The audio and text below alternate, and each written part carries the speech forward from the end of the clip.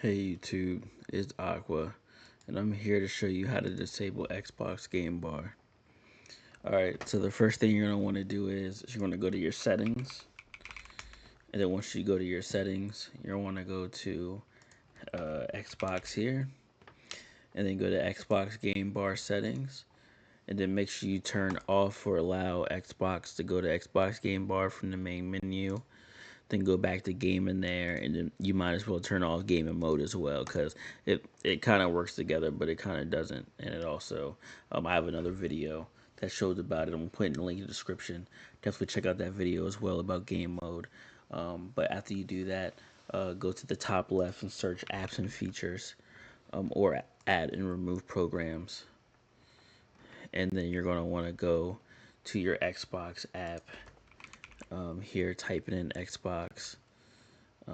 Or it might be Xbox. Wait, it might be the game service. No, I think it's just Xbox.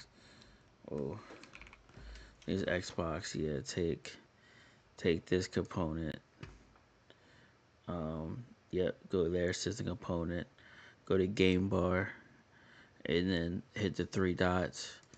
Hit the advanced option, and then after you go there, let the system run in the background. Hit never, because you don't want it to ever run again. After that, terminate. It's done. It's over. No more Xbox Game Bar. For the most part.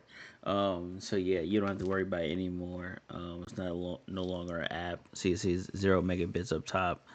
But yeah, if there's any other questions, let's get it. Let's go. I'll see y'all in another video. Peace.